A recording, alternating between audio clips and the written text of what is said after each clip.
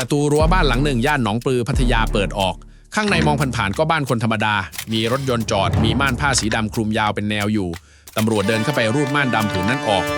มอเตอร์ไซค์จอดเรียงกันเป็นแถวเป็นแนวเต็มพื้นที่บ้านนับกันจนตาลายได้97คันแล้วพอเดินไปหมุนลูกบิดห้องน้ำปรากฏว่ามีมอเตอร์ไซค์ยัดซุกอยู่ในห้องน้ำอีก2คันคนที่เดินออกมารับว่าเป็นเจ้าของบ้านเป็นชายหนุ่มอายุแค่30ปีฉายาในวงการว่าเสียหนึ่งเริ่มต้นชีวิตจากพ่อค้ารถมือ2ธรรมดาแล้ววันหนึ่งก็ค้นพบว่าการปล่อยตังกินดอกมันได้เร็วกว่าการขายรถหลายเท่าสุดท้ายบ้านที่เคยเป็นบ้านกลายเป็นโกดังไกลๆที่มีรถกว่า100คันนอนรอเจ้าของที่อาจไม่มีวันได้กลับมารับแล้วรถทั้งกองนั้นมาจากไหนใครเป็นคนเอามาวางอันนี้แหละคือปมที่ตำรวจกำลังไล่อยู่เอาเป็นลำดับเรื่องก่อนนะครับศาลจังหวัดพัทยาอนุมัติหมายค้นบ้านเลขที่21/22หมู่ที่10ตำบลหนองปลืออำเภอบางละมุงจังหวัดชลบุรีชุดที่เข้าไปเนี่ยไม่ใช่ชุดเล็กๆนะฮะเป็นตำรวจสืบสวนภาค2ผนึกกับตำรวจท่องเที่ยวแล้วก็ตำรวจโรงพักหนองปลือเจ้าของพื้นที่เข้าตรวจค้นหลังสืบทราบว่าเจ้าของบ้านมีพฤติการเป็นนายทุนรับจำนำรถและมีเรื่องอาวุธปืนพ่วงมาด้วยหน้าประตูรั้วมีป้ายโฆษณาแปะไว้ชัดๆเขียนว่ารับซื้อขายฝากเห็นป้ายแล้วก็นึกว่าเป็นเต็นท์รถย่อมๆแต่พอเข้าไปข้างในเท่านั้นแหละภาพมันคนละเรื่องกับที่คิดบ้านถูกดัดแปลงจนไม่ต่างอะไรกับคลังเก็บของนับละเอียดแล้วได้มอเตอร์ไซค์97คันรถยนต์อีก5คันบวกที่ซุกในห้องน้ำอีก2คันรวมทะลุ100คันสบายๆนอกจากนั้นยังเจออาวุธปืน2กระบอกกระสุนอีกกว่า80นัดอันนี้ต้องบอกกันตามตรงนะฮะปืน2กระบอกที่ว่าตรวจสอบเบื้องต้นแล้วเป็นปืนมีทะเบียนถูกต้องยังไม่ใช่ปืนเถื่อนเสร็จปุ๊บตำรวจก็ขยายผลต่อไปที่บ้านอีกหลังของตัวเสียหนึ่งเองนี่แหละซึ่งอยู่ในหมู่บ้านเดียวกันหลังได้เบาะแสว่าใช้เป็นที่เก็บรถที่รับจำนำมาจากลูกค้าโดยเฉพาะคุณผู้ชมครับที่ผมว่าน่าสนใจที่สุดคือเส้นทางของคนคนนี้อายุแค่30ไม่ได้เกิดมาบนกองเงินกองทองแนวทางสืบสวนของตำรวจบอกว่าจุดเริ่มต้นคือการซื้อมาขายไปรถมือ2ธรรมดาทำไปทำมาก็มีเพื่อนมีคนรู้จักเดือดร้อนตังค์ขอเอารถมาวางไว้แลกเงินก้อนตอนนั้นมีอยู่แค่5คันนะฮะคือมันเริ่มจากเรื่องเล็กแค่นั้นจริงๆแต่พอปล่อยไป 2-3 รอบตัวเขาเองก็เห็นตัวเลขแล้วว่าเฮ้ยดอกมันเข้ามาไวกว่ากำไรจากการขายรถเยอะจากนั้นก็เปิดหน้าร้านบน Facebook โพสต์ประกาศรับจำนำรถลูกค้าก็ไหลเข้ามาไม่ขาดสายจาก5คันบานเป็น10เป็นร้อยจนบ้านเก็บไม่ไหวต้องกระจายไปอีกหลังคือต้องเข้าใจกลไกก่อนทำไมคนถึงแห่กันไปก็เพราะมันง่ายไงฮะไม่ต้องมีสลิปเงินเดือนไม่ต้องเช็คเครดิตไม่ต้องมีคนค้ำทักไปในเฟซขี่รถไปจอดยืดเล่มทะเบียนรับตังค์กลับบ้านภายในครึ่งชั่วโมงสำหรับคนที่ค่าเทอมลูกต้องจ่ายพรุ่งนี้ค่าหอค้าง2เดือนความง่ายแบบนี้มันคือทางรอดที่มองเห็นทางเดียวและนี่แหละคือช่องที่นายทุนแบบนี้เขายืนรออยู่ทีนี้ตัวเลขดอกที่ตำรวจสรุปออกมาผมอยากให้ตั้งใจฟังตรงนี้เป็นพิเศษ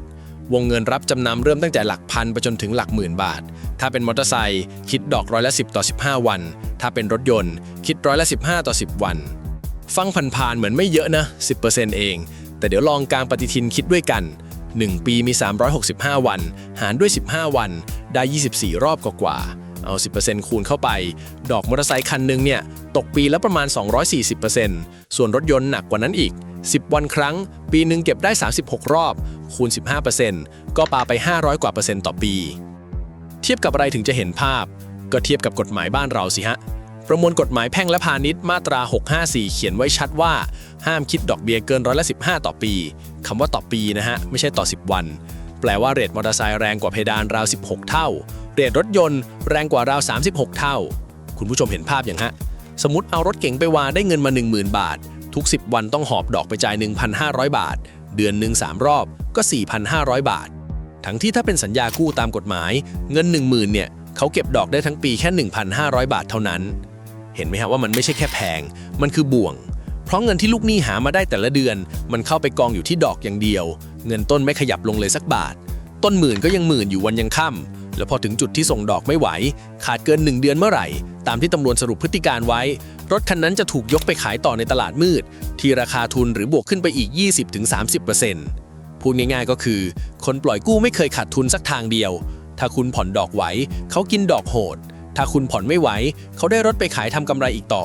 ส่วนคนที่เดินกลับบ้านมือเปล่าคือลูกหนี้ก็ต้องย้ำไว้ตรงนี้ด้วยนะครับว่าทั้งหมดนี้เป็นพฤติการตามที่ตำรวจรวบรวมส่วนผิดถูกแค่ไหนเดี๋ยวศาลท่านว่ากันไปอย่าเพิ่งไปตัดสินแทนท่านเอาล่ะต่อครับ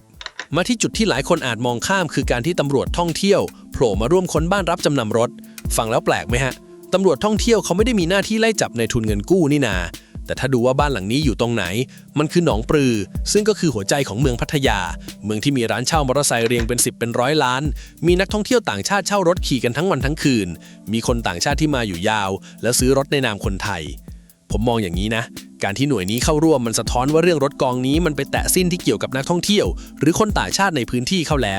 วจะเป็นรถเช่าที่ถูกเอาไปวางจำนำแล้วเจ้าของร้านตามหาไม่เจอหรือรถที่ต่างชาติเอามาแลกเงินก้อนแล้วไม่กลับมาไทยอันนี้ต้องรอผลตรวจของกลางกันอีกทีและในพื้นที่แถบบางละมุงเนี่ยรูปแบบคดีทำนองนี้ไม่ใช่ของใหม่แล้วฮะย้อนไปเดือนกุมภาพันธ์ปี 2566 ตำรวจภูธรภาค 2 เคยแถลงจับนายทุนรับจำนำรถรายหนึ่งในอำเภอบางละมุงยึดของกลางรวมกัน100 กว่าคันสื่อหลายสำนักตอนนั้นรายงานตรงกันว่าเครือข่ายลักษณะนี้เมื่อได้รถหลุดจำนำมาส่วนหนึ่งจะถูกส่งขายในประเทศโดยเอาไปสวมทะเบียนใหม่อีกส่วนถูกดันข้ามชายแดนออกไปขายนอกประเทศที่ตำรวจกลัวที่สุดคือขาแรกเพราะรถสวมทะเบียนเนี่ยมันมักจะไปโผล่ในคดีอาชญากรรมต่อวิ่งราวกระชากสร้อยขนของผิดกฎหมายเพราะตามตัวคนขี่จริงไม่ได้ตัวเลขที่กองอยู่ในบ้านหลังนี้100 กว่าคันจึงไม่ใช่แค่เรื่องหนี้สินมันคือของที่ไหลเข้าไปหล่อเลี้ยงวงจรอื่นได้อีกยาวพูดถึงตัวบ้านบ้างผมว่าดีเทลม่านดำกับห้องน้ำเนี่ยมันเล่าอะไรได้เยอะมากลองนึกภาพตามนะฮะถ้าคุณมีรถ100 คันในมือปกติคนทำธุรกิจเขาต้องเช่าโกดังเช่าลานจอดซึ่งแถวชลบุรีค่าเช่าไม่ใช่ถูกๆเดือนนึงหลักหมื่นขึ้นแน่นอนแต่การเช่าโกดังมันมาพร้อมของแถมที่นายทุนแบบนี้ไม่อยากได้คือสัญญาเช่าชื่อผู้เช่าที่อยู่ที่ตรวจสอบย้อนได้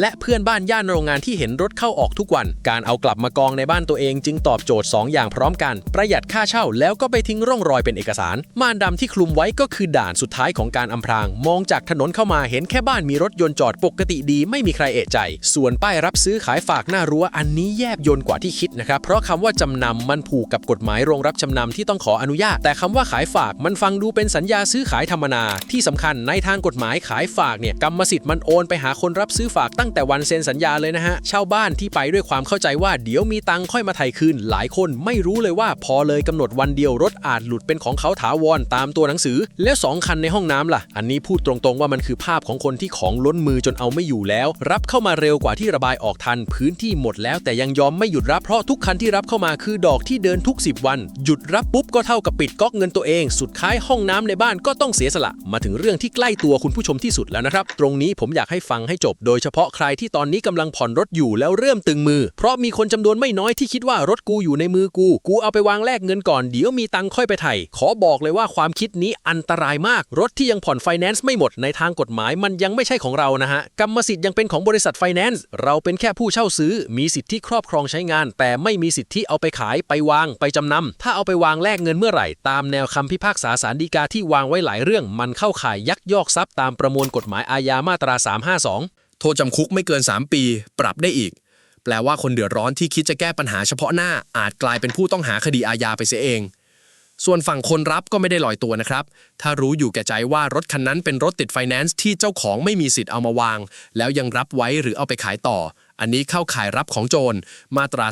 357โทษหนักขึ้นไปอีกจำคุกได้ถึง5 ปีแล้วยังมีเรื่องดอกเบี้ยซ้อนเข้ามาอีกชั้นเพราะพระราชบัญญัติห้ามเรียกดอกเบี้ยเกินอัตราปี2560กำหนดโทษไว้ว่าใครเรียกดอกเกิน15%ต่อปีจำคุกไม่เกิน2 ปีหรือปรับไม่เกิน 200,000 บาทหรือทั้งจำทั้งปรับและเป็นคดีอาญาแผ่นดินที่ยอมความกันเองไม่ได้ด้วยรวมความแล้วภาพที่คนเดือดร้อนต้องเจอมันเป็นแบบนี้ฮะ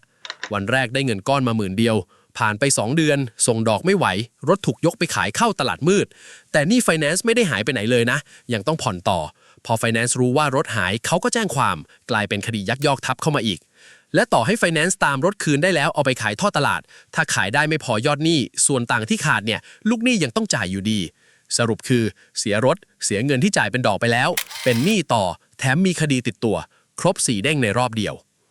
ผมรู้ว่าพูดง่ายกว่าทำครับเพราะข้อมูลจากผลสำรวจของมหาวิทยาลัยหอการค้าไทยก็ชี้ชัดมาหลายปีแล้วว่าหนี้ครัวเรือนไทยเฉลี่ยพุ่งไปหลัก 600,000 บาทต่อครัวเรือนและในนั้นเป็นหนี้นอกระบบราว 30%